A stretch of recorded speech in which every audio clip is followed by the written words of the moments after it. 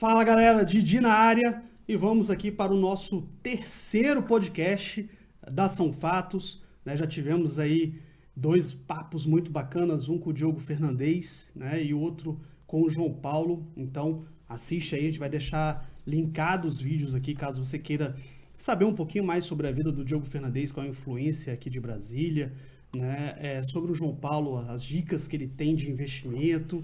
E hoje não seria diferente, a gente também está recebendo um convidado de peso, que é pré-candidato a deputado distrital. Mas antes da gente passar a bola para ele, lembrando, WME Consultoria é aquela agência, aquela consultoria perfeita para você encontrar o seu melhor plano de saúde. Tá precisando de um plano de saúde de qualidade? Quer saber se vai caber no seu bolso? Liga para Sandra, que ela vai te ajudar e vai te oferecer os planos de saúde que atendem os melhores hospitais do Distrito Federal. Beleza? E agora, recebendo aqui o nosso convidado, Pedro Ivo, pré-candidato. O único cara Único não. Já votei na esquerda umas 4 vezes. E posso dizer que o Pedro Ivo foi um dos caras que fez eu votar. Calma aí. Esquerda não, calma aí. Não, vamos falar sobre aquele isso. partidinho seu lá que você veio, né? E eu tive que votar. Votei porque era um cara que eu conhecia os projetos e votei pela pessoa e não pelo partido. Eu acho que a grande maioria do pessoal é assim, né, Pedro? É verdade, Dionísio. Bom, prazer estar aqui com você, viu, Dionísio? Um oi aí pra todo mundo que tá nos assistindo. Um bom dia, uma boa tarde, uma boa noite aí. Não sabe a hora que a pessoa vai não sabe a hora que vai, então vai os 3. Dionísio, então antes de mais nada, obrigado pelo convite e tô feliz de saber que você votou em mim, que eu tô descobrindo aqui agora que você já votou em mim. Votei, Fico feliz em saber. Votei. Fico feliz em saber, né? Assim, Nas eleições passadas. Nas eleições passadas, né? Eu tava no Cidadania, que ainda não tinha mudado de nome, né? Isso. Que era o PPS. PPS. Era um candidato que era esquerda. Era um candidato independente no partido. A gente sabe que partido é uma coisa muito complicada no nosso país, né? A gente tem mais de 30 sopas de letrinhas aí que muitas vezes não representam a ideologia de maneira clara, né? Exatamente. Você tem ali, na verdade, muitos orbitando ao redor da política para usufruir dela, né? Para indicar cargos, para compor governos, seja níveis estaduais, seja nível federal, seja nível municipal, né? Que não é o caso do DF, mas infelizmente a gente sabe que tem muito partido aí que não representa ideais, né? Representa um cartório. Vamos colocar assim, caciques. Um cartório, né? Que as pessoas têm que estar vinculadas a um para ser candidato. E aí nas últimas eleições, de fato, eu estava no Cidadania, que era o PPS. Eu não tinha mudado de nome. Que eu era um candidato independente. Acho que vale a pena a gente lembrar isso, né, Dionísio? Eu fiz um acordo para ir para lá, sem precisar fazer campanha nem para candidato a presidente, nem para candidato a governador que o partido apoiava. Foi um dos motivos, né, definidores para eu ter escolhido aquela legenda. A gente estava numa situação muito complicada aqui a nível do Distrito Federal e nacional também, né? Então, esse foi um dos motivos que me fez ir para lá. Hoje eu estou no União Brasil, né, você sabe. E hoje nós temos aqui com um pré-candidato a governador, que é o nosso senador Regufe. E que vamos falar sobre ele hoje aqui também. Maravilha. E é uma pessoa, né, Dionísio, que eu tô desde o início dessa minha trajetória partidária, né? Já aproveitando aqui, né, você pediu para eu começar me apresentando, né? Toda a minha história política se iniciou ainda na minha fase estudantil, principalmente na Universidade de Brasília. Eu fiz engenharia civil na UNB, entrei lá em 2010 e comecei a me engajar com diversos projetos dentro da universidade. Primeiro, empresa júnior, fui presidente de empresa júnior, aí conheci um grupo que já existia na universidade chamado Aliança pela Liberdade. Entrei nesse grupo, a gente disputou pela primeira vez o DCE, que é o Diretório Central dos Estudantes, que representava na época os mais de 30 mil alunos. E foi ali que eu dei os meus primeiros passos na política, né? E na nossa primeira disputa nós ganhamos, ninguém achava que a gente ia ganhar, nem a gente, porque foi aquela surpresa. Surpresa grande até para nós, né? Porque a gente sabe que o movimento estudantil, tradicionalmente, né, Dionísio, nas universidades, ele é capitaneado e dominado por partidos políticos de esquerda, seja PCdoB, PSOL, PT, enfim. Normalmente são esses 3 que dominam, né? E principalmente a única que domina é o PCdoB. Então, quando eu entrei no UNB, e eu nunca tinha pisado no UNB até passar no vestibular, né? Eu entrei pelo vestibular e fui lá a primeira vez para fazer minha matrícula. E eu não imaginava o que seria a minha vida acadêmica, né? Só pedindo desculpa aí para todos que estão nos assistindo também, que eu tô um pouco rouco, né? Dá para perceber. Campanha, falando muito, né? Campanha, o cara tá correndo aí, tudo é lugar, então já acompanhando você no Instagram aí, já vi que você tá numa correria grande. Vou pedir desculpa, porque de vez em quando eu vou ter que beber uma água, passar aqui um analgésico, enfim. Mas eu entrei lá, jamais achei que ia me envolver com tudo isso, né? Nem sabia que existia um grupo que pensava diferente dessa hegemonia do movimento estudantil, que quando a gente fala de movimento estudantil, a gente vem logo na cabeça, né? Mas foi muito interessante, entrei no grupo, a gente ganhou a eleição, fizemos um trabalho muito interessante, muito diferente do movimento estudantil tradicional, olhando de fato para o aluno, que era quem a gente representava, tirar projetos que facilitavam a vida desse estudante, virei coordenador geral do DCE, e aí fui me engajando, fui me envolvendo, fui criando a liderança, coordenei a campanha do antigo reitor, o professor Ivan Camargo, nem sabia que existia eleição para reitor em universidade pública, e aí coordenei a campanha dele em 2012, ele foi eleito reitor, então ganhei também um espaço de diálogo, de respeito, de construção em conjunto com docentes, né, os professores da nossa UNB, que é nada mais nada menos que a elite intelectual da nossa cidade, né, que produz pesquisa, gente séria, que está atrás de, né, trazer desenvolvimento não só tecnológico, mas científico, não só para a UNB, mas para a nossa cidade e para o nosso país também, né. Então, naquela época, foi quando eu conheci o então deputado federal Regufe, né, ele era deputado federal nesse período, tinha sido proporcionalmente mais votado. Federal? Já estava, porque nós ganhamos a eleição do DCE em 2011, primeira vez. Não, então ele já estava. Aí teve eleição para reitoria em 2012, eu virei coordenador geral no final de 2012, na nossa segunda gestão desse grupo Aliança por Liberdade. E aí, em 2012 para 2013 foi quando eu o conheci. Sim. Ele era deputado federal nesse período. E estava se preparando para ser candidato ao Senado. Na época ele estava afiliado ao PDT. Isso. E foi quando a gente se aproximou, ele me fez um convite. Eu me descompatibilizei de todas as funções que eu tinha no DCE, era conselheiro do Conselho Superior da Universidade, Consune, enfim, segui as regras do nosso grupo, me descompatibilizei de tudo e me filiei naquela época, que nas regras naquele período você tinha que estar afiliado um ano antes da eleição. Então, em outubro de 2013, eu entrei no PDT. E aí, minha primeira candidatura foi no PDT por conta da minha relação com o Regufe. E vamos combinar que em 2014 o PDT era muito diferente do PDT de 2018 e de hoje também, né? É um partido que é dito de centro-esquerda, mas, como você muito bem colocou aqui no início, Dionísio, ainda mais em 2014, as pessoas estavam querendo conhecer os candidatos e estavam votando na pessoa e não na legenda. 2018 isso já mudou. E foi onde eu acredito que eu mais sofri na última eleição por não estar melhor posicionado, vamos dizer assim, né? Você que me acompanha sabe que eu sou um cara liberal. Sou um ponto de vista liberal na economia e também nos costumes. Não 100% nos costumes, mas não sou aquele cara que é conservador do ponto de vista das liberdades individuais, né? Então, por isso que no nosso espectro aqui, quando as pessoas me perguntam, eu falo que sou centro-direita, que é mais fácil as pessoas entenderem, né?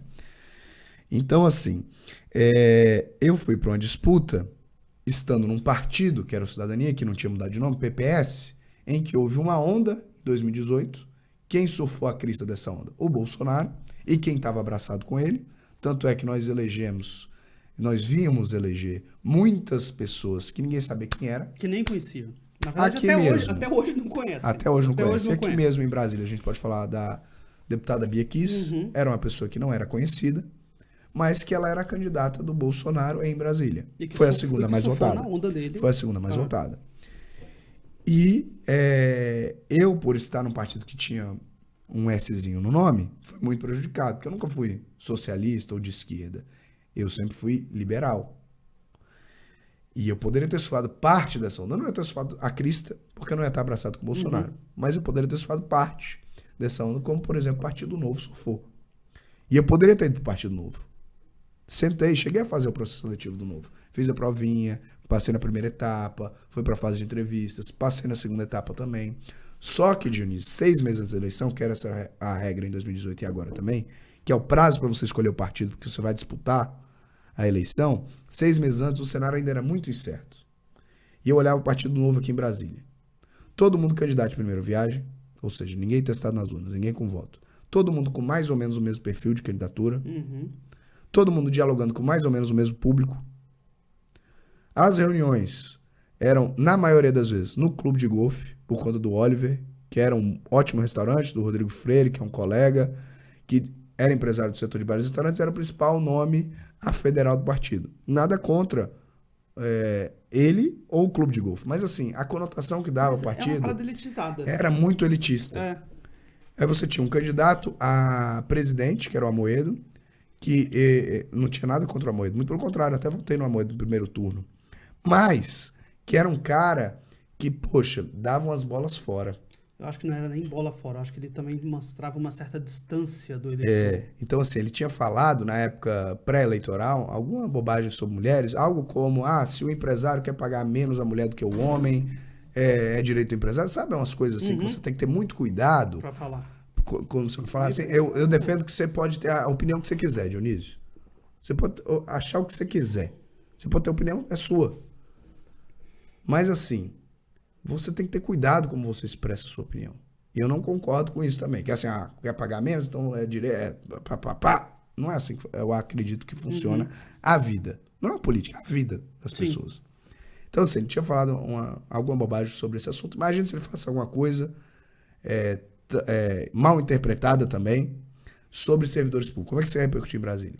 Mais 6 meses antes da eleição, a gente não sabia que ia ter uma onda. Não sabia que o Bolsonaro ia ser o que foi.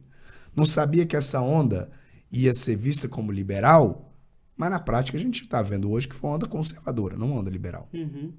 Né? E o Novo, em Brasília, isso foi parte dessa onda. Repito, não sou a crista, mas foi parte. E se eu tivesse posicionado lá, certamente eu teria tido uma votação mais expressiva. Você teve votação comparado com outros candidatos que estão eleitos hoje? Isso. Porque eu acompanhei. Como eu disse, eu votei em você, então eu fui o cara que falou assim, não, peraí, deixa eu ver se ele tinha chance de entrar. E eu vi que você teve votos suficiente para te colocar comparado a pessoas que estão e que tiveram votos menores do que o seu. Perfeito. Eu tive 6.585 votos para deputado distrital em 2018. Tive mais votos de deputado eleito. O Leandro Graz, por exemplo, que você comentou aqui antes da gente começar, que você convidou para estar aqui no seu podcast, ele foi eleito com uma votação um pouco menor que a minha, por exemplo, e hoje é pré-candidato a governador, né? Então, assim, a gente sabe das nossas regras, né? Aquela questão de coeficiente eleitoral, somatório de votos dos partidos, então, enfim. Estava num lugar que foi prejudicado por isso também, né? Mas assim, houve também uma desorganização do partido. Eu fui o segundo mais votado. Teve uma pessoa na minha frente também que não se elegeu. Então, faltou um trabalhinho ali de montagem da nominata que viabilizasse essa eleição. E também, para o meu caso específico, a minha escolha também me prejudicou muito. Eu deixei de ter votos que eu poderia ter. Eu deixei de ter mobilizadores mais enfáticos e mais proativos, e mais voluntários, por não estar, vamos dizer assim, surfando parte da onda que foi a eleição. Eu confesso que na primeira vez que você veio a candidato, eu não votei em você.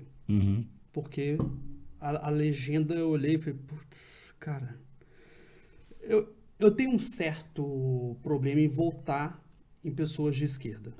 Então, quando eu voto na esquerda, e como eu falei, eu acho que, se eu não me engano, eu só fiz isso 4 vezes, desde os meus 16 anos de idade. Hoje estou com 41.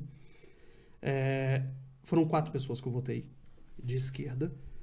E muito ou foi para tirar alguém que estava no poder, que foi o caso do Hollenberg, né? Então, eu queria tirar o Agnello, não, então. E eu falei, não, eu vou votar no Hollenberg, não tem outra opção. Né? Então, foi por falta de opção, na questão do Hollenberg. A outra pessoa que eu votei de esquerda foi o próprio Regufe, né? Quando veio tanto a deputado federal quanto a senador. Ele levou meu voto nessas 2 situações. Eu abro aqui sem nenhum problema. E a outra pessoa que levou o meu voto e que era de esquerda foi a senadora Leila, que me levou também nas últimas eleições para Senado. Pronto, foram esses os votos que eu dei de esquerda na minha vida. O resto foi tudo de direita. E na primeira vez, quando eu vi que a gente chegou a conversar lá no France Café, eu virei pra você... Hein? Tem tempo. Eu virei pra você e falei, putz, bicho, mas essa legenda sua tá... Não sei se tu lembra disso. Que eu virei e falei assim, essa legenda sua tá apertando. Eu gostei das suas ideias, mas essa legenda sua... E não votei. Né? Eu fui coerente naquela época com o que eu acredito. Na segunda vez eu falei assim, não, cara, vou votar nele. Vou porque eu conheço, acompanho... e vou votar. Esse ano eu confesso que tá mais difícil. Esse ano... Não, mas estamos na disputa do pré-voto. Não por causa... Não posso pedir voto, não posso pedir um pré-voto. Não por causa do seu trabalho, que eu conheço o seu trabalho muito bem. Eu te acompanho, não é de hoje. tanto no Renova BR, eu fico vendo ali as coisas que você vai fazendo, Bacana. as suas posições, né, o que você defende. Mas é porque tem outros candidatos também que estão assim, ó, inclusive um que vem, é o próximo programa, que é o Nelson Neto, que é do seu partido também. Do União Brasil, né? isso. O Nelson Neto, eu também conheço ele há um bom tempo, a gente estudou junto na faculdade. Então, hoje eu tô em cima do muro assim, ó, para deputado distrital, eu confesso aqui, eu tô em cima do muro entre Pedro Ivo e Nelson Neto. Tô assim, ó, para que lado que eu vou? Até as eleições eu me decido. Mas feliz em saber disso, não sabia, né, Dionísio? Então, assim, hoje eu tô no União Brasil. Eu não tenho medo de esconder meus votos, não. Eu falo. Hoje eu tô no União Brasil, que em termos de posicionamento ideológico, é muito difícil você concordar 100% com qualquer partido, mas ele me dá um conforto maior do que certamente o PPS ou o PDT, né? Tá mais próximo da minha visão de mundo, né? Uhum. Claro que sempre tem pontos ali de discordância, é muito difícil você concordar 100%, né? Com alguém, seja um político, seja um partido, né? Mas está mais próximo do que eu acredito que certamente o PPS e o PDT foram nas minhas últimas 2 candidaturas. Agora, né? voltando um pouquinho na UNB, até para a gente poder fechar o capítulo UNB, você foi um dos responsáveis por levar a questão do passe estudantil para dentro da UNB.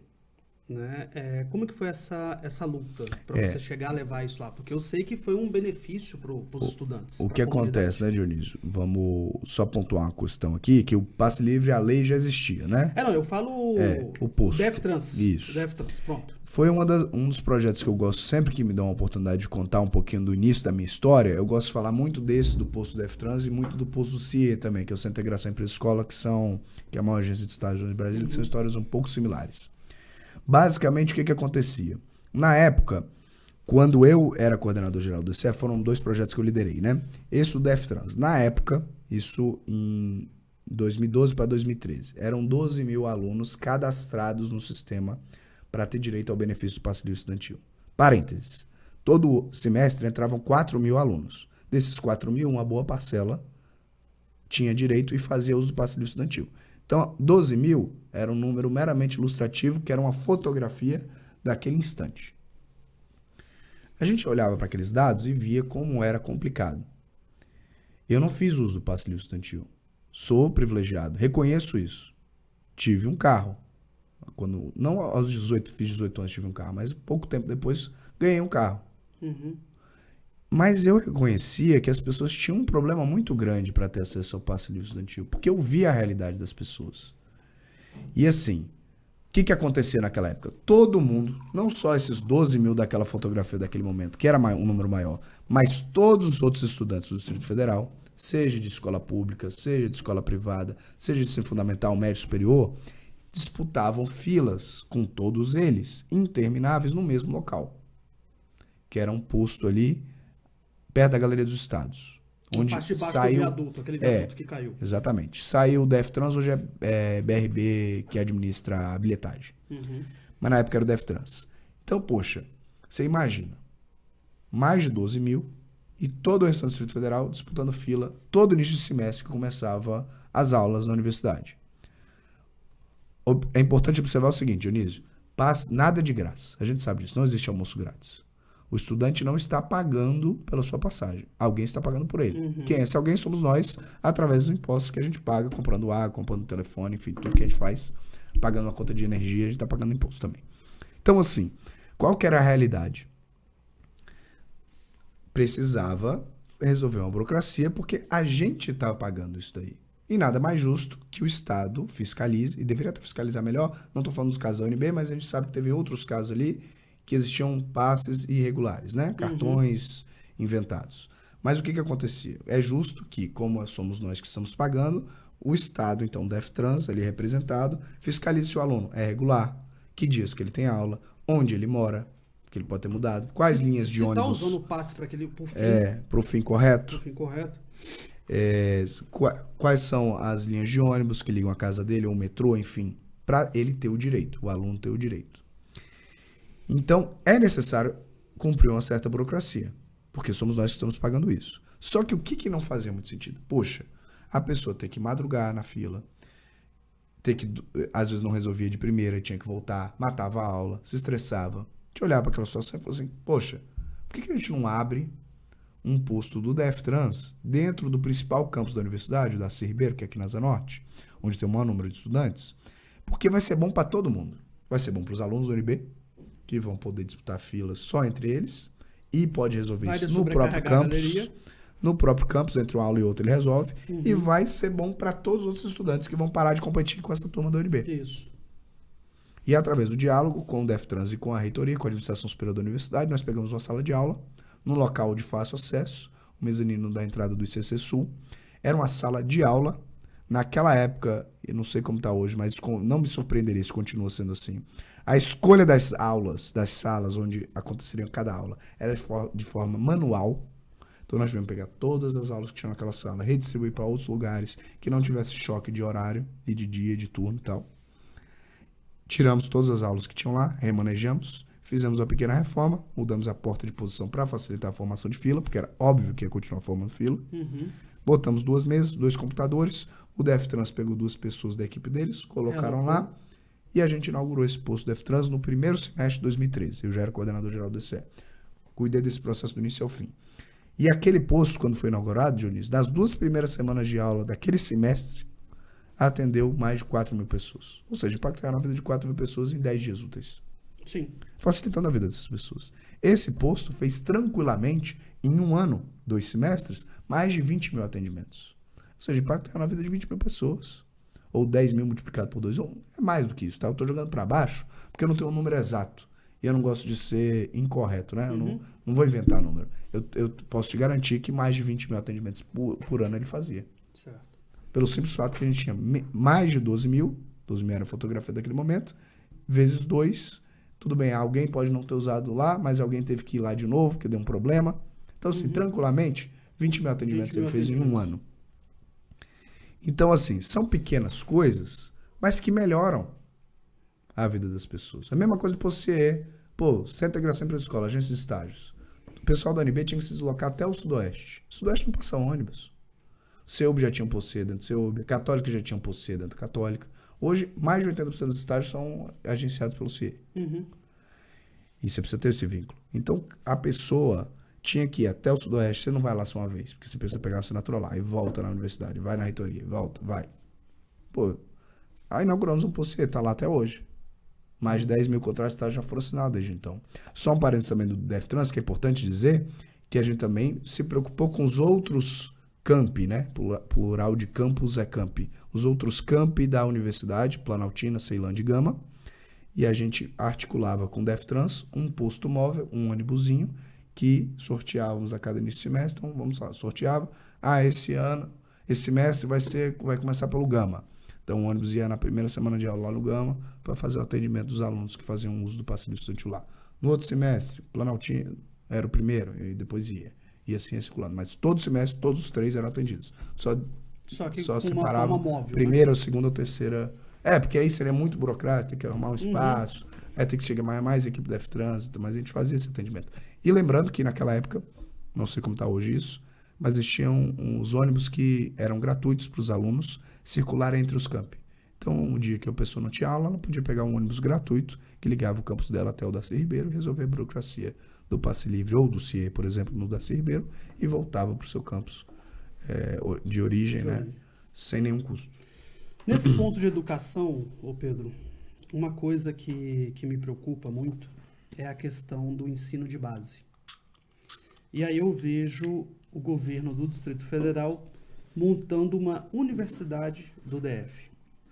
Você, como pré-candidato, como uma pessoa que de uma visão mais liberal e também uma pessoa que foi engajado nessa questão de DCE, como é que você vê essa construção dessa universidade? Olha, Dionísio, tem vários motivos para sermos contra a Universidade Distrital.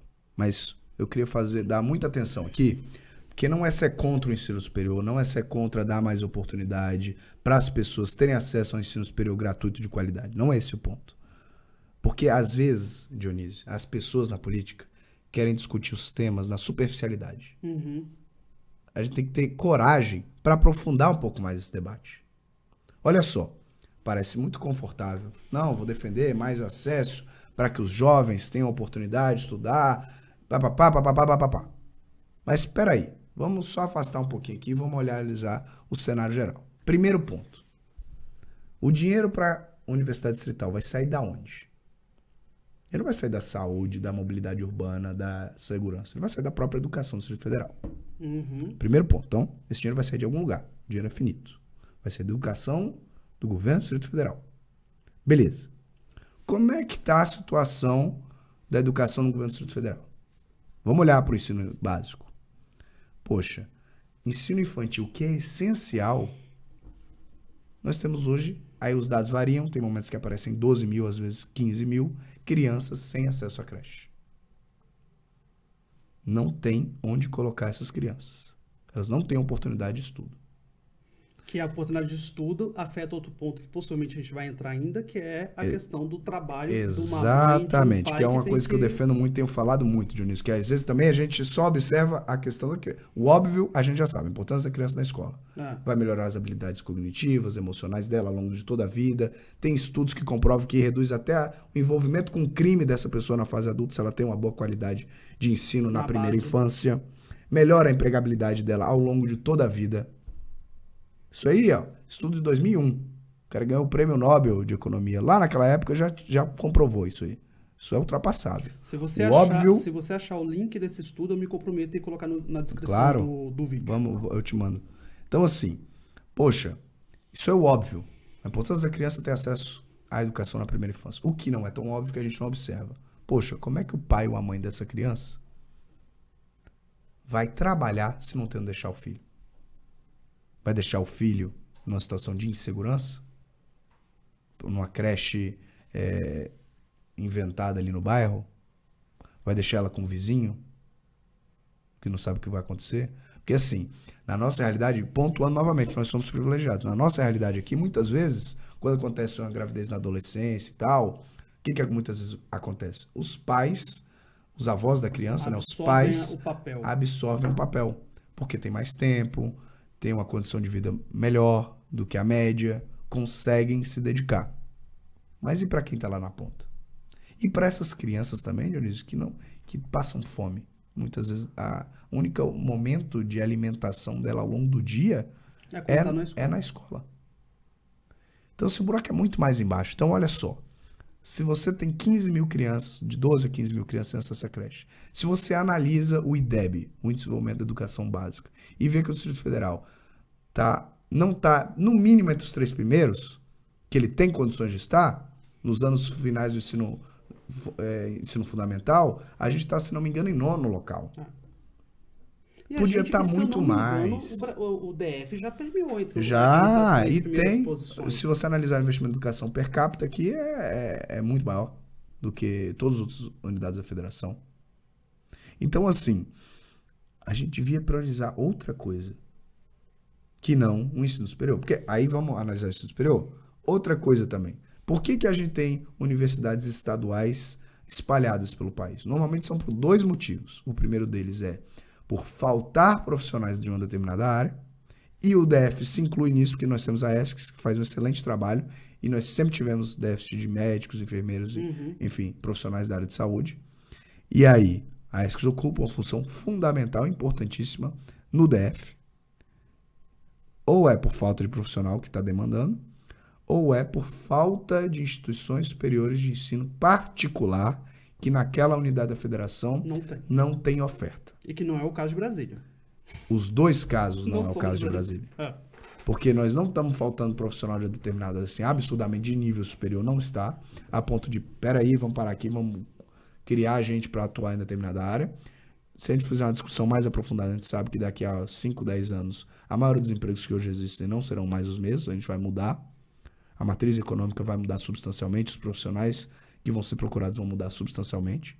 E o segundo ponto, existe uma taxa, Dionísio, que ela analisa quantidade total de pessoas de 18 a 24 anos, que é a idade normalmente de entrada no ensino superior, que tem acesso ao ensino superior, dividido pelo total desse público de 18 a 24 anos. Essa taxa, quando você divide aqui no DF, dá mais de 1/3. É a maior entre todas as unidades da federação do país. Do país. É o DF. Então você vê, Não tem nenhum motivo para você falar que a prioridade da educação pública do Distrito Federal deva ser uma universidade nova. Aí vamos olhar para isso também. E o custo? Quando ele começou com esse papo, eu falei assim, cara, esse dinheiro vai sair de algum lugar e vai ser só o seguinte, ou vai sair da educação, vai sair das escolas de ensino médio e fundamental, ou vai sair de imposto. Não tem como a matemática fechar. Ué, vai aumentar mais imposto, né? Vai aumentar mais imposto. Eu falei assim, não tem como a matemática fechar. E cara, o governo é mestre nisso, né, Júnior? Só um parênteses. Eu quero aumentar aqui o Estado, repasso o custo pro cidadão. Aumentar a alíquota de... Cidadão e empresário, né? São os dois que aí você vê, por exemplo, ICMS do combustível aqui. 20... Era um dos mais altos entre as unidades da federação. Cara, mas aí que tá. O ICMS do combustível, eu ainda... É só um exemplo. É outra discussão, porque a gente sabe que não é só o ICMS que forma o combustível. Perfeito. Né? Tem um segredinho ali, né? Que o governo define o valor que vai ser cobrado. E aí depois ele aplica o ICMS em cima desse valor. Tanto que na hora que veio com esse papinho de vai baixar o ICMS, foi pra quê? Aí o cara vai ali e aumenta o valorzinho que ele acha que o combustível tem que ser cobrado, vai ficar elas por elas. Então, eu só tô entrando, não vou entrar nesse mérito aí não, senão a gente alonga aqui esse ponto específico, que a gente tá no ponto da educação ainda, depois se quiser voltar a gente pode, mas é só para chamar a atenção de que, poxa, aqui é maior do que a média dos outros estados. Sim. E vamos combinar também que o governador aqui enrolou para baixar isso aí, né? Recorreu judicialmente e depois que ele viu que não tinha pra onde correr, aí ele resolveu baixar. Mas foi um dos últimos a baixar também. Ele, e mesmo assim, ainda teve alguns outros estados que ainda recorreram, né, dessa decisão. Tá, e aí, ou seja, então, ensino superior, no quesito da Universidade de Brasília, a sua visão não é a deveria visão ser que prioridade. não é o papel. Não é a prioridade. Não é a prioridade. Se a gente tivesse bem estabelecido, tivesse todas as crianças na creche, tivesse um IDEB elevado, tivesse recursos... Agora vamos priorizar? Beleza, vamos priorizar. Mas no momento... Não é. Não, e eu falo isso porque, cara, você fala assim, você anda nas escolas. Esses dias eu tive o prazer de ir nas escolas do Cruzeiro. E eu dei uma volta ali nas escolas, eu falei assim, cara, falta quadra destruída, salas de aulas com quadro destruído, papel higiênico, sabonete no banheiro, bebedouro. Entendeu? Então assim, peraí, cara, se você tá com uma situação das escolas de base em déficit, por que você está investindo em ensino superior? E outra coisa, eu tenho uma visão da questão de ensino superior, e aí é até bom conversar com você, que na minha opinião particular, eu acredito que o governo não deveria investir tanto em ensino superior, mas deveria insistir de fato no ensino de base e no ensino técnico. Profissionalizante. Que é o que o mercado demanda. Para que esse cara, quando ele saísse, ele conseguisse emprego. Porque o que a gente tem de gente que sai da faculdade e fica desempregado... Olha o nosso caso aqui. Dos meus amigos que formaram junto comigo Engenharia Civil da UNB. Uma das melhores universidades do país, na área de Engenharia Civil, é a da UNB. Nota 5 no MEC. Teve muita gente que formou comigo que não conseguiu colocação no mercado de trabalho. Muitos foram fazer mestrado, não porque ele tinha um sonho de seguir uma carreira acadêmica, porque não tinham o que fazer. Muitos tiveram que procurar outro emprego. Estou falando de gente que estudou na melhor universidade da nossa cidade, que é respeitada. Porque se a economia não vai bem, como é que você vai abarcar todo mundo? E esses vários outros cursos aí que foram criados, que não tem nem demanda, nem no DF, nem no nosso país, na verdade. Então, se você está formando, você está gastando recurso público para dar um diploma para uma pessoa que às vezes ela não vai ter o que fazer com aquilo ali. Então a gente tem que repensar muito qual que é a prioridade. Eu concordo muito com você que a prioridade tem que ser a base, um ensino básico. Bacana. Vamos para um outro assunto que também está muito envolvido com a sociedade, que é a questão do transporte público. Né? A gente vê que recentemente a Câmara Legislativa foi lá e aprovou um repasse para o transporte público. E, cara, vários repasses, foram alguns, né? Todo ano teve. E agora, se não me engano, o último foi de mais de 500 mil, alguma coisa assim. 500 milhões. 500 milhões. Que é um valor, né, não é um pouquinho baixinho. Dá para construir bastante escola aí. E aí, cara, eu até hoje, eu nunca consegui entender essa questão do transporte público do Distrito Federal. Porque o governo faz um repasse, as empresas cobram a passagem. Por que essa conta não está fechando? Por que o governo tem que ficar fazendo repasse o tempo todo? Para oferecer para a população ônibus caindo aos pedaços? O argumento, né, usado aí para dar esses incentivos, aí, esses repasses todos nesses últimos anos, foi porque a queda deles caiu de demanda de transporte por conta da pandemia. Mas a gente sabe que a conta não fecha mesmo, sim, mas né, durante Dionísio? a pandemia eles também diminuíram a quantidade de ônibus que rodavam nas ruas. Mas então assim, aí fica mais uma vez, mais um governo, que aqueles que estão próximos ali de quem está sentando na cadeira de governador de plantão ali se beneficiam. E o que você, como deputado, se eleito, pretende fazer para acabar com essa caixa preta? Porque essa caixa preta antes estava na mão do DefTrans e agora foi para a mão do BRB. Porque ninguém BRB tem muita caixa preta. Porque ninguém sabe o que realmente acontece. Cara, engraçado. Você não consegue ter planilha de quantos passageiros entraram no ônibus, você não consegue ver a quilometragem, você não consegue ver nada. O que você, como deputado, pretende fazer aí? O que eu acho, Dionísio, que deveria ser prioridade de um deputado distrital? Na verdade, prioridade do legislativo no geral. Quem se propõe a ser vereador, deputado estadual, deputado federal, senador, é exercer o papel fiscalizador do legislativo. Gente, o legislativo só faz 3 coisas. O legislativo não constrói nada.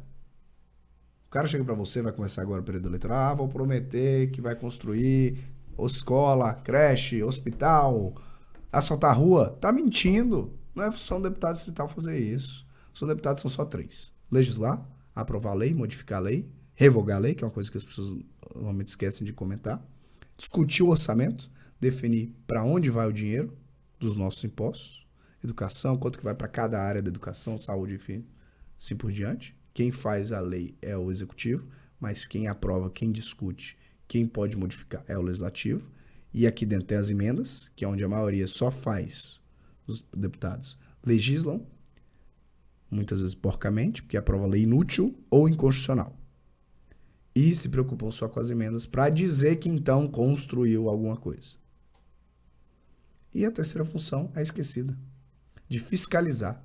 Fiscalizar o executivo. Fiscalizar para ver se o dinheiro está indo para onde de fato deve ir e fiscalizar para ver se as leis que existem estão sendo cumpridas. Porque também o Brasil é o único país do mundo que existe a expressão a lei não pegou. Como assim a lei não pegou? Se ela foi aprovada, se ela está em vigência, ela tem que ser cumprida. Não existe essa opção. Então, fiscalização é fundamental. A gente sabe por que a maioria dos deputados estatais não fiscalizam. Porque é muito cômodo, Dionísio. O governo do Distrito Federal é muito grande. Olha a quantidade de secretarias. O governador atual criou várias, inclusive. A administração regional, a coisa só existe aqui. Então, o deputado entra lá, o que ele faz? Vira a base do governo em troca de indicações. Para um secretário, um administrador regional, emprega 200, 300 ou mais pessoas. Ele tem, então, 200, 300 ou mais famílias que dependem dele. E aí fica nesse toma lá da cá. A pessoa vira base, aprova os projetos que muitas vezes não são positivos para a sociedade, como os repasses do custo, né, que a gente falou aqui, de aumento de impostos, e outras mais, em troca de ter esse controle, ter essas pessoas empregadas e de ter acesso ao recurso que cada uma das secretarias gere, né? Uhum. E a gente sabe que é fonte de corrupção. E tem vários indícios, tem várias investigações rolando solto aí nesses últimos 3 anos e meio. Em diferentes secretarias. Tem na educação, tem na saúde, nem se fala, né? Na pandemia, tem na administração penitenciária, poxa, tem na mobilidade urbana. Então, assim, fiscalizar é essencial. E transparência. Abrir a caixa preta. Esse é outro ponto que a gente vai entrar, talvez você até ajude a gente aqui. A gente tem um quadro que você vai passar no finalzinho do programa. E, cara, a gente está com uma certa dificuldade de encontrar a lei de transparência dos deputados. De encontrar as contas ali dos deputados distritais. Federal e senador é mais fácil. Você entra lá na bem mais fácil, clica, já tá lá. Agora, distrital, e era pior, amigo, viu? Era pior. Até melhorou um pouco assim. Mas tem alguns dados de emendas, se de fato foram executadas ou não. Pois é, emenda é uma coisa, cara, que me desculpa. Você tá entrando nessa. Emenda é importantíssimo. Pois é, cara, mas eu encaro ela como compra de voto, cara. Eu não consigo encarar ela de outra forma. Pra mim, toda vez que vem um deputado e fala assim, eu levei emenda pra UPA. Pra mim, na minha cabeça, tá assim, ó, comprou voto do pessoal da saúde. Eu só consigo encarar dessa forma. Talvez não só da saúde, né? Também da população, dependendo. Mas, entendeu? Veja porque só. é o seguinte, por que tem que colocar emenda na mão de deputado? Sim. Se o deputado Perfeito. ele já tem a função de dizer para onde vai o dinheiro, ele não deveria ter quando define o orçamento... porque eles não fazem, né? Eles não fazem a discussão, é muito complicado, dá muito trabalho. Então, vamos só olhar aqui para os nossos 15 a 19 X milhões. aqui tem que ter na mão dele... Neste ponto eu alguns concordo milhões. com você, mas já que existe, já que tá nas regras, vamos destinar isso de maneira correta. Vamos destinar para um lugar que faz a diferença, mas eu concordo com você. Talvez, aí claro, não é o eu seu acho que caso. a discussão constitucional... vai para lá, porque... É uma coisa que eu falo, cara. Eu acho que todo mundo fala de reforma da Previdência, reforma do administrativo, mas ninguém fala de uma reforma política. Não é do interesse de quem tá lá, né? Até quando? Não é do interesse. Na Porque verdade, eu, como eleitor, cara, eu dizem... tô caminhando para uma descrença total. Eu, como eleitor. Mas a gente não pode ter uma descrença total, Dionísio, senão a gente realmente entrega isso aí. E é aquela velha máxima que a gente já está cansado de ouvir, né? A gente que acompanha a política, que não existe espaço vazio na política, né? Se a gente não opinar, se a gente não participar, se a gente não batalhar, alguém vai ocupar esse espaço por nós e muitas vezes vai prestar uma diferença. Várias pessoas estão indo para esse rumo da descrença total. Claro, mas assim, isso acontece já há algum tempo, né? Mas tem piorado. Eu vejo assim, o que tem acontecido, na minha opinião, e se eu estiver errado, por favor, me corrija. Os extremos ganharam força. E aquela galera que ficava ali no meio tá cansado. Eu converso com alguns colegas e eles ficam assim, cara, não tenho mais paciência, bicho. Pessoa que foi de DCE, de CA acadêmico, pessoa que por várias vezes já se envolveu ali com alguns temas políticos, que fala assim, cara, tô cansado, não acredito mais nesse negócio, eu quero ir embora do Brasil. Que é péssimo, o que eu mais vejo no meu grupo de amigos, assim, de pessoas que já se envolveram com política, é essa fala. Eu quero ir embora do Brasil. E aí eu falo assim, pô, bicho, mas você vai embora do Brasil, pronto, se você for, vai ter política também. Eu falei, não tô no meu país. Tô nem aí. Eu vou lá, trabalho, vou pra minha casa, vou ser feliz, e a política de lá que se vire. Infelizmente isso cresce ano após ano mesmo. Mas a gente tem que acreditar, Dionísio, a gente não pode esmorecer. Eu acho que não vai ser fácil. Uma renovação de verdade, de práticas na política, não vai acontecer em uma eleição.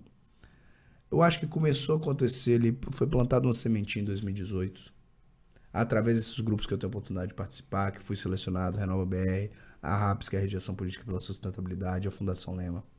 Gente de diferentes aspectos, tem gente mais à esquerda, tem gente mais à direita, tem gente do Novo, tem gente do PDT, que foi eleito, que foi uma tábua, até hoje está no PSB, tem o Felipe Rigoni, que é um cara sensacional. Conheço ele desde a minha época de Movimento Empresa Júnior, lá atrás, quando era aluno. A Tabata é uma pessoa de esquerda que eu acompanho algumas coisas dela, cara. E eu falo, eu olho ali, eu tenho algumas coisas, eu falo assim, tá. Outras, pra mim, ela dá uma puta viajada, mas... Mas assim, eu só tô pontuando ela, e ao mesmo tempo junto com Vinícius Poit, por exemplo, Thiago Mitrô, que foram deputados federais do Novo, Poit tá indo pra governador de São Paulo, Mitrô é pré-candidato a vice do Luiz Felipe Dávila, né? Que são nomes que estavam comigo nesses mesmos movimentos. No Renova, na RAPS e na Fundação. Citei 4 aqui, só para diferenciar. Mas você pega o Felipe Rigoni. Felipe Rigoni faz um trabalho sensacional, cara. Sensacional. Eu acho que disparado dessa nova leva aí, um dos melhores parlamentares que a gente tem no Brasil. É pré-candidato ao governo, tá no União Brasil hoje. Estamos no mesmo partido, foi eleito no PSB. Então, assim, você começa a ver uma pequena mudança ali. Eu acho que a gente vai ter que aguardar várias e várias eleições para ver, de fato, uma mudança mais consistente no cenário. Mas é que tá, porque o que eu bato na tecla é o seguinte, essa mudança ela podia ser mais rápida. Se tivesse realmente deputados, e aí, claro, vai ser muito no âmbito mais federal do que no âmbito distrital, ou talvez nem sei se é possível fazer algo em âmbito distrital que sirva de exemplo para o federal, mas seria muito mais prático se a gente tivesse uma situação onde vamos lá, deputado distrital. Cara, tem deputado distrital aí que está na Câmara Legislativa há anos. O cara criou... Não é mais cargo, é a profissão do cara. Entendeu? Então, na minha visão, o que acontece? Cara, tu foi deputado distrital, na próxima eleição você não pode ser. Vai ter que vir a federal, vai ter que vir a Senado, vai ter que vir a qualquer outra coisa. Mas a distrital você não pode mais. Porque daí eu acredito que dessa forma, sim, você conseguiria ter uma oxigenação. Mas também, Dionísio, isso não vai resolver todos os problemas. Que, por exemplo, aqui a gente tem o histórico de renovar metade da Câmara Legislativa. Agora você pode trocar 6 por meia dúzia também, né? Cara, mas pelo menos você tem um alívio, sabe? Mas é um buraco mais embaixo. Eu sou contra a reeleição. Eu sou um cara, para executivo, por exemplo, eu sou um cara que eu sou totalmente acho que para legislativo, uma reeleição vai. Agora, não, mais do que isso, né? Entendeu? Agora tem cara aí que, pô, peraí. Tem cara aí que já tá o quê? Na 10ª? Aí não dá. Pô. Ô, amigo, vai pra federal ali, tenta... Né? Vamos ver de fato, se, a profissão. Ver se tem... E voltando, é porque é muito bom ser deputado distrital, ô Dionísio. Ele tem muito poder. Esses caras aí que fazem esse trabalho aqui de virar base, de compor o governo, de ter secretaria de administração, controlar o orçamento. As coisas que as pessoas não falam. O deputado distrital ele tem superpoderes porque ele acumula a função de vereador e deputado estadual ao mesmo tempo. Hoje até eu postei um vídeo sobre isso com relação a imposto. De imposto. Poxa, é uma coisa que as pessoas não observam. O poder que o deputado distrital tem na mão é muito grande. Ele legisla sobre todos os impostos municipais e estaduais ao mesmo tempo. É IPTU, é IPVA, ICMS, ISS, ITBI, ITCMD. Tudo tá na mão do cara. Isso eu tô falando só de imposto. Agora você pensa, tudo que é assunto territorial. Nós tivemos uma mini LOAS aí agora há pouco. Lei de uso e ocupação do solo, para definir que uma área vai ser comercial ou não e tal, o que pode funcionar. Todo mundo que acompanha a política sabe que nos bastidores ele rolou dinheiro, rolou mana pra cá, para favorecer determinado A ou B. Determinada região, determinada então, organização assim, ali. Infelizmente, a gente tem representantes que no fim do dia é outro ditado e outra máxima que representa a realidade. Os políticos que a gente elege são reflexos da sociedade. Se a sociedade também não é melhor educada, politicamente falando, de saber o que é, não é educar para ser mais à esquerda, mais à direita, mais... Não, mas saber ter acesso à informação. E a função também. Exatamente. Por exemplo, eu citei isso no programa que a gente teve com o Diogo Fernandes, e eu falei exatamente sobre isso. Eu sinto falta, por exemplo, eu fui aluno de colégio militar. Então, eu tive uma matéria, não vou lembrar agora a sigla certa, mas era moral e cívica. Uhum. Cara, e naquela matéria ali a gente aprendia quais eram os papéis do Poder Executivo, qual era o papel do Poder Legislativo, o papel do Judiciário, aprendia tudo. Hoje você vai perguntar para um menino de 13, 14 anos, ele não sabe. E eu te falo isso porque assim... Faz diferença, é. Cara, eu vejo os amigos do meu filho, cara. Você vai perguntar para os caras, eles não sabem. Estão totalmente alheios, né? Totalmente. E aí você pega uma celebridade, né? E manda que o presidente ocupa o judiciário. Pô, peraí, cara, você tá carregando milhões de pessoas nas suas costas como celebridade. Você tá influenciando milhões de pessoas. E você me manda que o presidente está no judiciário.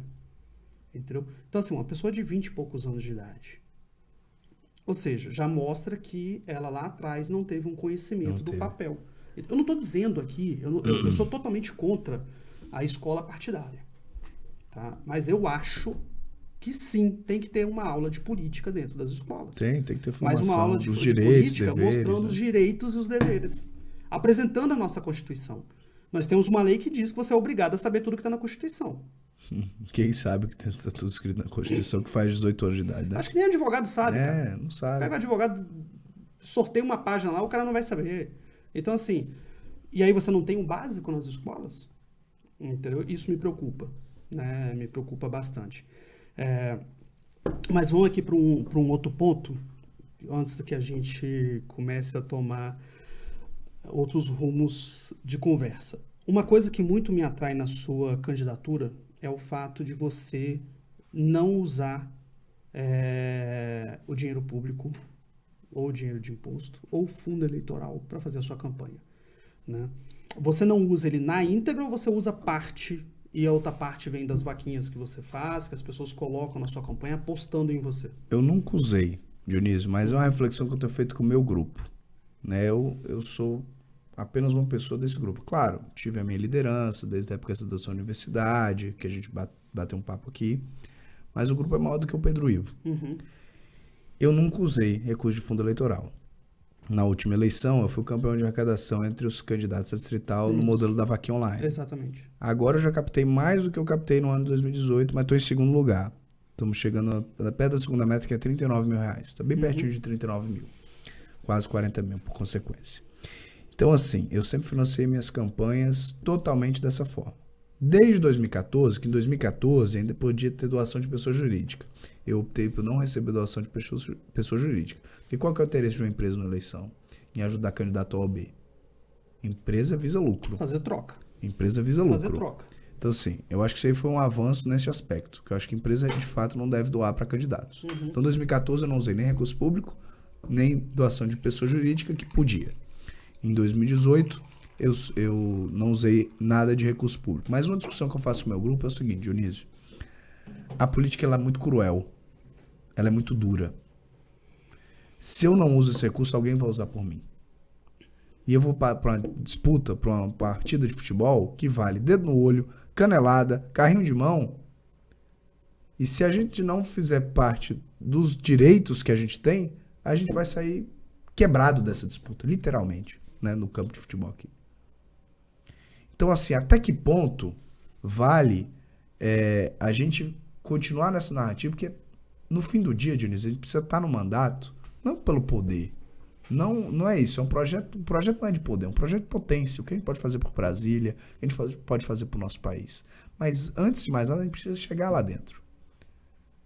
Então, assim, eu tenho um compromisso. Eu quero ter uma trajetória na política, eu não quero ter uma carreira na política. Justamente por isso aí, eu não quero depender da política para sobreviver.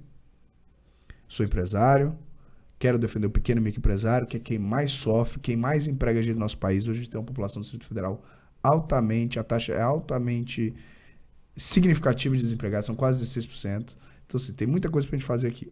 Mas, olha, eu sou um pequeno empresário, não sou gigante. Mas qualquer mudança que a gente quer fazer, a gente precisa estar lá dentro. Não quero ter uma carreira na política, mas quero ter essa trajetória, que começa pelo primeiro nível de deputado distrital. Chegando um dia, se assim for possível ser um deputado federal, me comprometo a não aumentar isso aí e trabalhar para reduzir, porque eu acho que é, de fato, um absurdo a gente ter 5 bilhões de reais para financiar a campanha eleitoral. Pessoalmente falando, eu acho um absurdo o dinheiro dos nossos impostos ser usado para pagar campanha de político. Mas assim, é a regra. Para qualquer mudança que a gente tem que fazer, a gente tem que estar lá dentro. Até que ponto eu ir para um partido que eu vou sair prejudicado vale a pena? Só para dizer, será que não é hipocrisia também de algumas pessoas falar assim, eu não uso recurso público? Isso também você cria também um fato, Dionísio, que é o seguinte, ó, na minha última campanha, se olhar minha prestação de contas lá, tá dizendo que eu gastei 80 mil reais. Foi menos, porque lá tá declarado até mais do que eu gasto, porque eu declaro também doações estimadas em dinheiro. Por exemplo, meu advogado foi voluntário, mas tem que constar ele tem que ter um vínculo com a campanha, ele doou o serviço dele, tem lá 6 mil reais, que na época era a tabela do OAB, que é o custo do serviço dele. Tá lá, estimado 6 mil reais. Dá 80 mil, porque só isso já tem 6, já cai. Na prática, foi um pouco mais de 70 mil reais que eu gastei na campanha. Se eu olho para esses meus colegas de Renova, que conseguiram chegar lá, ninguém fez campanha barata. Não, porque política é um negócio caro. 1 milhão. Política é um negócio muito caro. Muito caro. Então, assim, eu já bati na trave na última. Na primeira também fui bem votado, tive mais de 4 mil votos. Tive mais de 4 mil votos com 22 anos. Isso. Então, assim, poxa, eu tô indo pra minha terceira. Eu tô indo pro all-in, Dionísio. É lógico que o meu all-in não envolve princípios e valores. Mas, assim, até que ponto não seria uma hipocrisia e não seria também favorecer só quem tem dinheiro a entrar na política e vir com esse discurso? Eu tenho um compromisso, repito, de ter uma trajetória na política. Se um dia for possível ocupar a cadeira de deputado federal, me comprometo desde já a votar contra aumentos e trabalhar para reduzir. Isso tá ficando gravado. Eu vou tá usar ficando gravado? Pode, porque você. tá nas minhas redes sociais. Eu vou usar eu sempre falei você, sobre senão... isso. Tá no meu site também. Tá no meu site da campanha. Lá no final, da pré-campanha, na verdade, né? Inclusive, aproveitar aqui, fazer a divulgação, é www.pedroivodf.com.br. Lá no final tem perguntas e respostas. Um dos tópicos dessas perguntas e respostas é justamente sobre isso aí. E tá lá dito também esse meu compromisso. E eu vou até te falar uma coisa, eu não sou contra. Esses dias eu até estava trocando uma ideia com uma deputada federal que está vindo por São Paulo, do Novo. Deixa eu ver se eu acho o nome dela aqui.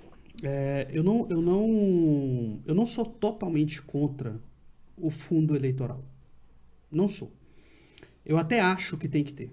Porque é o seguinte, na minha visão, e eu gosto de deixar muito claro que é na minha visão, até mesmo para não ficar aquela coisa tipo, é a bandeira que ele defende. Não, não é. Depois eu acho ela aqui. Mas por que eu sou a favor do fundo eleitoral? Porque às vezes você tem lá o seu Joaquim, que tem uma boa ideia, tem um bom projeto, mas ele não tem grana para poder entrar. Entendeu? E aí aquele fundo eleitoral vai ajudar justamente a ele competir com esse pessoal. No entanto, eu vejo o que você acabou de falar, um disparate muito grande, que é um candidato que coloca 70 mil reais na campanha dele contra um candidato que coloca 1 milhão. A gente sabe que aquele cara que coloca 1 milhão, ele vai ter muito mais chances de se apresentar para a sociedade e de vencer as eleições. Ele vai ter uma estrutura maior de empresas, de comunicação, de gente trabalhando para ele. E o que me preocupa é o seguinte, o salário dele não bate Não bate. Milhão. De onde está saindo esse dinheiro? Qual é o interesse por trás? Qual é o interesse por trás? Entendeu? Então, assim, é onde eu vejo, tipo, cara, é para ter fundo eleitoral? Então tenha. Mas tenha de uma forma a dividir igualitariamente entre os partidos. Aí eu concordo também. Dividir porque tá concentrado na mão do cacique, do presidente do partido, favorece o que ele quer. Aí o cara vai e manda eu vou mandar pra esse aqui, porque esse aqui tem mais chance de ganhar, e esse aqui fica... Esse aqui é meu amigo também, tem isso, né? Esse aqui é meu amigo, esse aqui se comprometeu comigo. Esse aqui deixa eu dar só R$1.000 pra ele esse aqui se comprometeu comigo, eu sei que se ele virar deputado, ele vai me dar um espaço aqui pro partido. Aí é por isso que eu sou contra o fundo eleitoral. Eu entendo. Por causa da mão dos caciques. Acho que a gente pode ter... são várias possibilidades. Novamente, uma reforma política que a gente falaria. Você tá vendo? Tudo caminha para isso. É uma questão que fica complicado de você definir, porque... É verdade. Você tá entendendo por que eu falo assim, da minha descrença? É porque tudo caminha para uma reforma política. Aí quando você vai ver a possibilidade ninguém quer discutir de ter uma reforma política, ninguém quer discutir. É verdade. Então, e aí você fica naquela assim, esse cara vai ou não vai? Vai ter alguma coisa favorável pra gente ou não? Né? Um outro ponto que eu me pergunto aqui, você já falou no início, você falou que você ocupou algumas candidaturas, mas de forma independente. A última, totalmente. Pedro Ivo hoje, Partido União, que é outra coisa que me preocupa, inclusive com os políticos que nós temos. Eu tive um desprazer com um político que veio a deputado federal, e que quando eu virei para ele, questionei ele um ponto, porque eu acompanho, cara, eu acho que diferente de parte da sociedade, eu sou aquele eleitor chato. Aqueles caras que eu voto, eu acompanho. Certo. Né? E esse político... Que é o que todo mundo deveria fazer. Fazer. A deputada, que ele hoje está num cargo de deputado federal, ele votou a favor do aumento do fundão eleitoral. E eu, numa oportunidade que a gente teve de ligação, eu virei para ele e falei assim, cara, eu acho errado. Eu acho que você me traiu. Porque a gente já teve outras conversas, em outras conversas você sabia da minha opinião sobre a questão do fundão eleitoral. Então você pode ter certeza que o meu voto você não leva nunca mais na vida. Porque você me traiu ali naquele sentido de votar a favor do fundão eleitoral. E a justificativa dele, que eu achei assim a pior de todas, né, foi: o meu partido falou para que eu votasse a favor. E se eu não tivesse feito isso, eu perderia as portas do meu partido. Pedro Ivo vai numa votação e contra o partido, ou vai deixar os princípios caírem? Nisso daí eu concordo muito com o Regufe, sabe, Dionísio? Se você analisar toda a trajetória dele, ele nunca seguiu uma votação, porque o partido indicava voto sim ou não, que fosse contra a consciência dele, o que ele acreditava. Eu acho que esse é um exemplo a ser seguido. Mas eu também acho que as coisas não são no preto e no branco. A gente pode conversar. Não precisa ser uma guerra fria. A partir do que é que eu faço tal coisa, eu simplesmente vou ignorar, vou responder e vou fingir aqui que tá tudo bem. Não. Falar assim, essa aqui é a sua decisão? Desculpa, mas eu não vou votar assim. Por isso, porque eu acredito nisso. No meu processo eleitoral, eu me comprometi com isso. Isso aqui vai contra isso. Não vou votar. Ou seja... Se o outro partido, se quem tá do outro lado lá falar assim, então você vai ter que ser expulso e tal, então a gente vai para outra seara. Não tem problema. Uhum. Não tem problema. Tô disposto a fazer isso aqui. Meu compromisso é com... Isso aqui. O que eu vou me comprometer no período eleitoral, o que eu falo agora no período pré-eleitoral, e tá lá no meu site. Você pode deixar aqui gravado. Não, vai ficar gravado e a gente vai colocar na descrição também. Vai colocar na descrição do vídeo. Ótimo. Tá? Até para a pessoa ver. Vamos agora para um quadro. Nós vamos ter dois quadros aqui para a gente finalizar. um quadro que a gente chamou de Minha Opinião, tá? Então a gente vai mostrar aí algumas pessoas e a gente quer a opinião preto no branco de Pedro Ivo. Primeiro, Ari. José Arruda. Bom, a gente tá numa encruzilhada há muito tempo de... A gente ouve isso na rua, né? Eu vou votar em alguém que rouba mais faz ou em alguém incompetente. Se a gente analisar, Dionísio, desde que a gente elege governador do Distrito Federal, a pessoa que saiu da cadeira, ou ela saiu corrupta, ou com fama de corrupta, ou ela saiu com fama de incompetente. Não vale a pena a gente entrar aqui nesse incompetente. Mas no caso aqui, hoje a pessoa foi pega botando a mão no dinheiro. Os deputados na época botando a mão. Não tem condições. A gente não pode continuar errando. Se a pessoa já mostrou para o que ela veio, do que ela é capaz de do fazer. que ela é capaz de fazer, não tem condições. Então, não tem como eu estar, por exemplo, apoiando o Arruda. Ah, o Dionísio gosta muito do Arruda. Quer me apresentar para a família porque gosta de mim e gosta do Arruda. Quer me apresentar para sua família? Pô, bacana. Por que você tem em comum aqui? Eu vou lá com a sua família. Ah, você gosta muito do Arruda, quer levar ele? É um direito seu. Você tem liberdade de fazer o que você quiser da sua vida. E apoiar quem você quiser. Só que eu vou num momento, ele vai em outro, por exemplo. Então, assim, não é uma pessoa que eu gostaria de estar no próximo. Seu ciclo de, não é. de relação. Não Não vou nem colocar de amizade. É um cara muito preparado, é um cara que, fez muita coisa. Mas, assim, na política, não existe meia honestidade. Ou você é honesto, ou você não é. Ah, eu tento ser. Não existe isso. Ou você faz a coisa certa, ou você não faz a coisa certa. E ele já mostrou que ele não fez a coisa certa de uma maneira... Foi o primeiro governador preso, né, na história do nosso país, em exercício do mandato preso. Então, assim, esse é um resumo da opinião. Próximo, Ari. Júlia Luci. Bom, a Júlia tá lá no meu partido, União, tenho caminhado com ela. É uma pessoa que eu não concordo 100%, acho que é difícil, nem com o Regufe eu concordo 100%, né? Mas, por exemplo, num debate que a gente teve aqui, ela teve coragem de ser a única a votar contra a Universidade Distrital. Apanhou de tudo quanto é lado. Mas ela teve coragem de aprofundar um pouco mais o debate. Eu acho que hoje no União Brasil é um nome que tem muito potencial de ser eleita, a deputada federal. Acho que a gente faz um lá. Os que tem mais chance é ela, a Eliana Pedrosa e o Fadi Fará. E entre esses três é que eu tenho mais relação, mais proximidade com a Júlia. Temos caminhado em conjunto. Acho que ela fez algumas coisas interessantes no seu mandato como deputada distrital. Próximo, Ari. Ibanez. Hoje eu vi uma notícia dizendo que ele cumpriu 30% do que prometeu em 2018. Ou seja, ele não cumpriu 70%. É uma coisa também que... Deve ser o próximo aí, o Regufe, né? Já que é dois... Arruda, Júlia. Já vi que vai ter até Bolsonaro e Lula aqui. Possível. Então, aqui, ó. Uma coisa que o Regufe tem falado como pré-candidato ao governo, né? Tem que fazer um programa de governo que realmente seja factível. Mesmo que não fosse 30%, fosse 55%. Deixou de cumprir 45%. Poxa, entendeu? Tá fazendo muita obra. Ah, legal, mas vai lá na ponta conversar. Ah, o túnel de Taguatinga, finalmente, depois de anos. E não conversa com a... Eu acho que o túnel de Taguatinga não é só depois de anos. Eu acho que os valores que foram aumentando no decorrer além do disso, túnel de Taguatinga. Mas além disso, conversa com os comerciantes que estão sendo impactados por essa obra. Vai lá no Paranoá, que botou calçada, reduziu vagas para o comércio. Tinha gente, ô Dionísio, que eu conheço, que não mora no Paranoá, mora no Lago Norte, mora no Asa Norte, gostava de ir para Paranoá para frequentar aquele comércio ali. Encontrava preços mais baratos e tudo mais. As pessoas deixaram de ir lá simples pelo fato de que não querem parar o carro.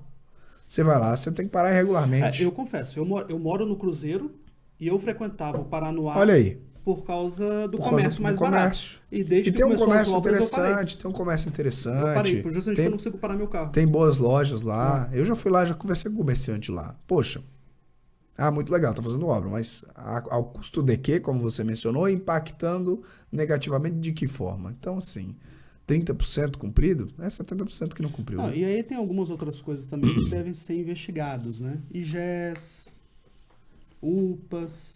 Sim, e vários indícios de corrupção, né? Vários processos correndo solto, aquela iluminação de Natal, Que eu não entendi até hoje aquilo, mas tudo bem. Enfim. Vamos lá, próximo, Ari.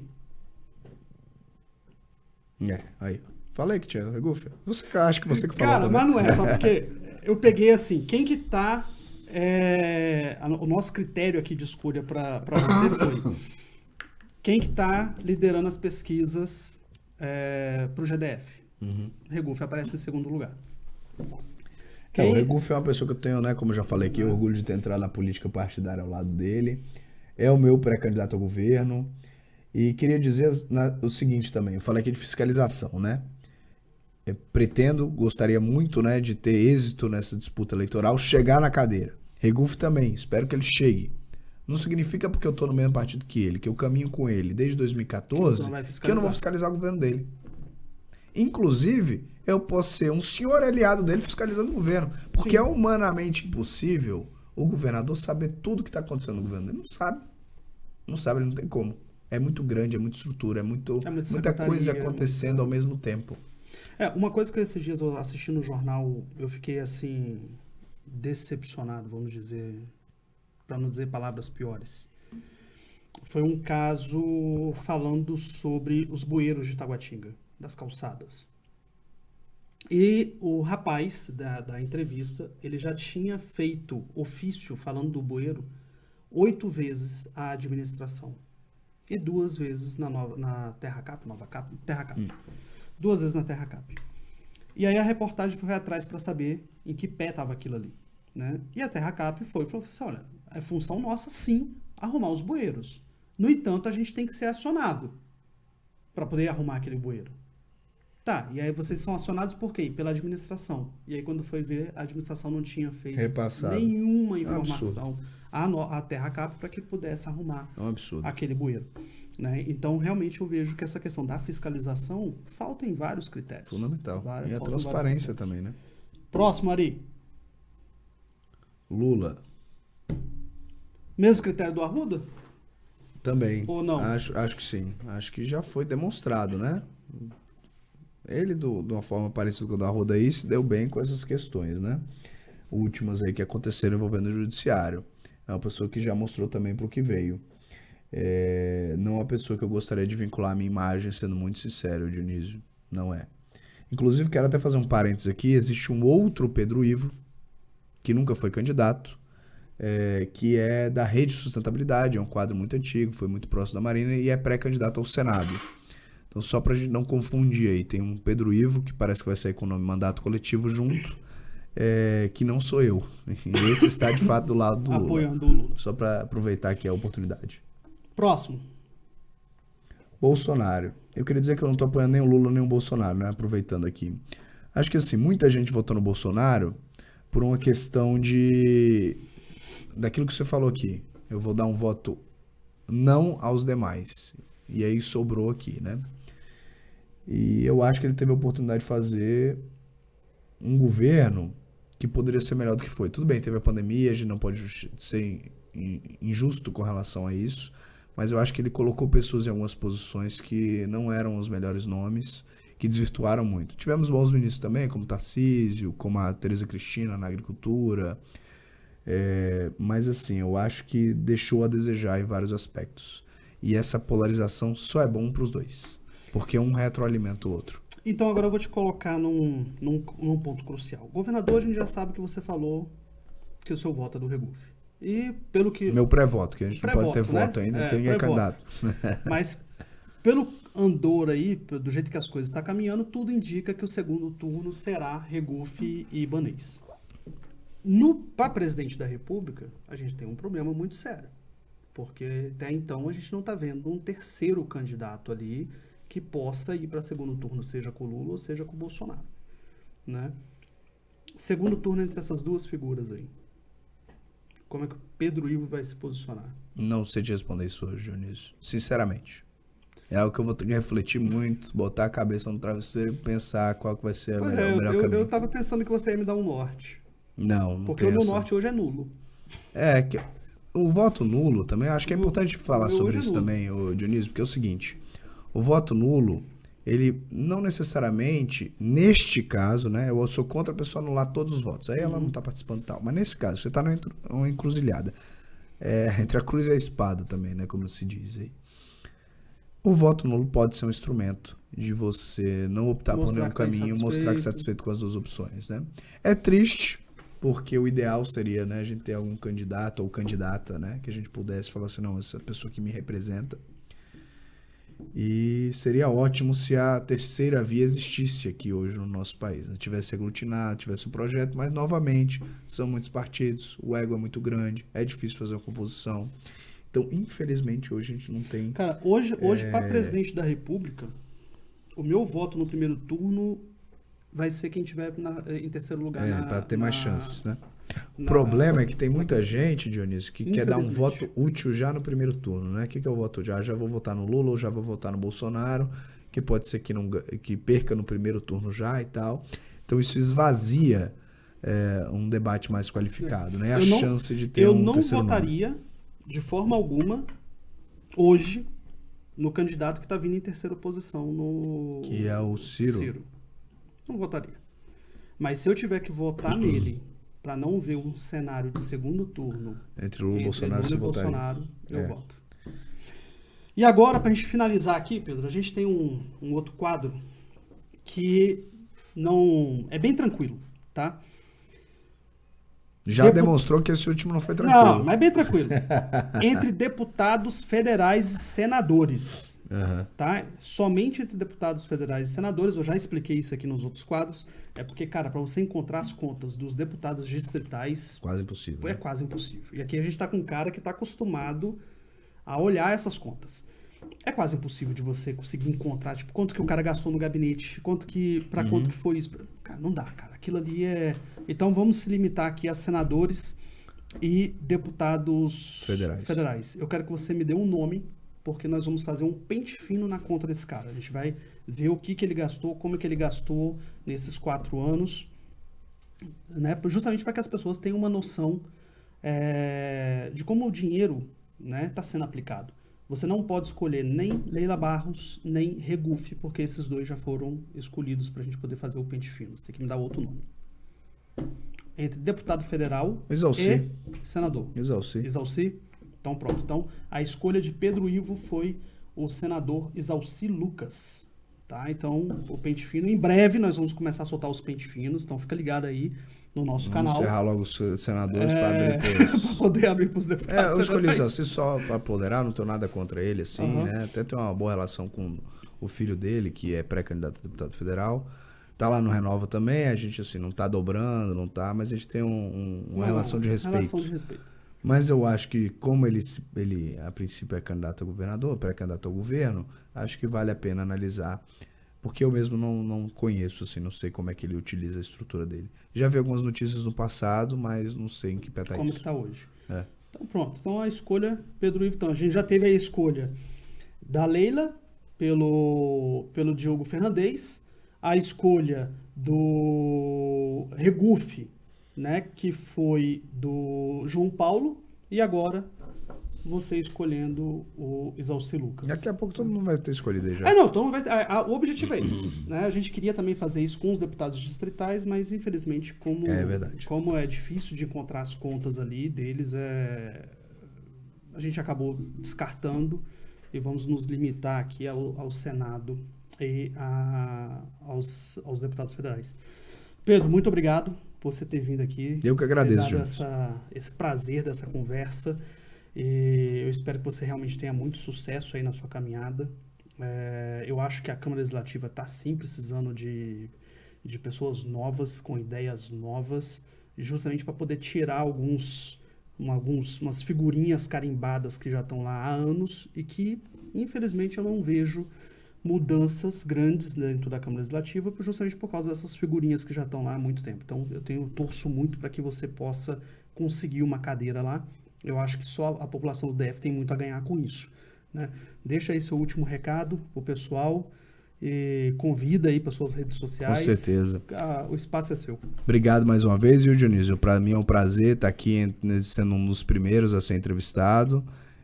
Quero convidar todo mundo a conhecer mais a nossa história, os nossos projetos. Então, como eu mencionei, meu site é o www.pedroivodf.com.br E meu Instagram e Facebook é sempre /PedroIvoDF. Instagram.com/PedroIvoDF, Facebook.com/PedroIvoDF.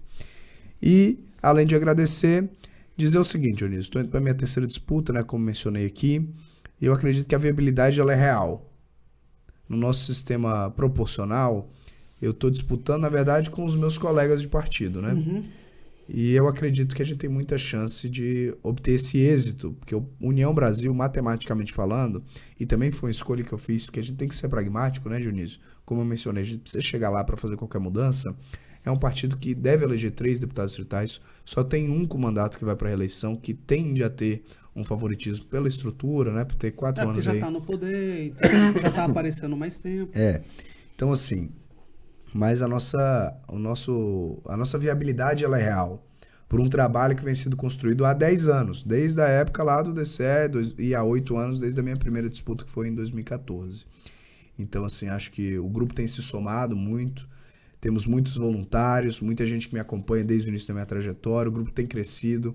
Eu tenho feito uma aproximação com nomes muito positivos aí que foram bem votados nas últimas eleições e não serão candidatos nessa. Futuramente isso será divulgado. Então, assim, eu tenho feito um trabalho, de fato, mais estruturado e com mais viabilidade para chegar lá e poder fazer essas mudanças que a gente acredita serem necessárias para o nosso Distrito Federal, para Brasília voltar a ser um pouquinho do que ela já foi no passado, né? Quando a minha família chegou aqui na década de 60, que era a capital da oportunidade e da esperança. Parada a gente perder os nossos talentos, ser uma cidade mais acolhedora, que dê mais oportunidade para as pessoas mudarem seus destinos aqui, né? Em Brasília, como a minha família teve essa oportunidade.